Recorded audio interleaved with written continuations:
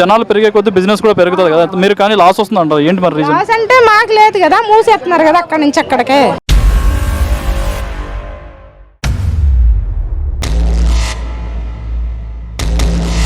Public వచ్చి మీద పడిపోతున్నారా? ఇప్పుడు మాకు కూడా ఇబ్బంది అయిపోయింది. నేను రోజుకి 800 రెంట్ కట్టాలా?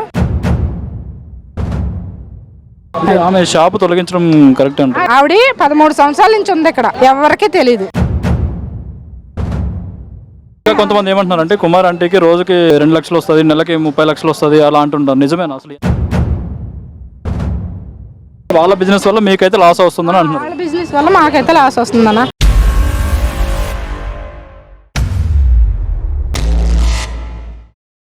కుమార్ ఆంటీ ఏమన్నా పక్క పక్కన షాపులే అమ్మా. మీ పేరు? సూర్యావతి. కుమార్ ఆంటీ ఫస్ట్ మీరు ఇక్కడ షాప్ పెట్టారు, కుమార్ వాళ్ళు ఆంటీ అల్లే పెట్టారు. అంటే పెద్ద ప్లేస్లు ఉండి ఎవరికి ఇబ్బంది ఉండేది కాదు. ఈ చిన్న ప్లేస్లు అయిన తర్వాత పబ్లిక్ వచ్చి మీద పడిపోతున్నారా? ఇప్పుడు మాకు కూడా ఇబ్బంది అయిపోయింది. నేను రోజుకి 800 రెంట్ కట్టాలా?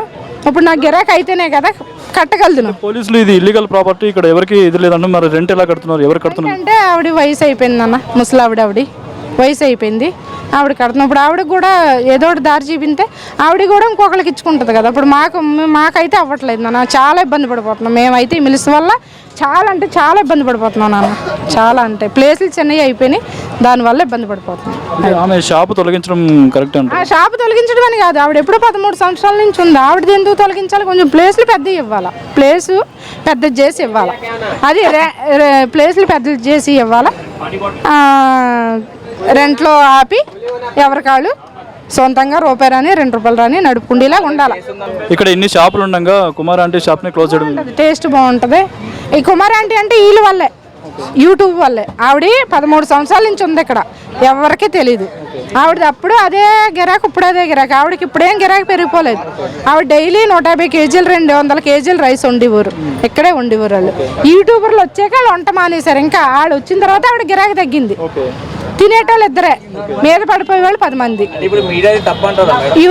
మీడియా అంటే నాన్న తెలియదు, మీడియాదే తప్పని కాదు, ఆవిడ ఫేమస్ చేశారు కదా, దానికి తప్పండి. మాట్లాడాలి పొట్టలు కొట్టారు. కానీ కొంతమంది ఏమంటున్నారు అంటే కుమార్ ఆంటీకి రోజుకి 2 లక్షలు వస్తుంది, నెలకి 30 లక్షలు వస్తుంది అలా అంటుంటారు, నిజమేనా అసలు? ఎంత అవుతుంది అదేంటో మనకు తెలియదమ్మా.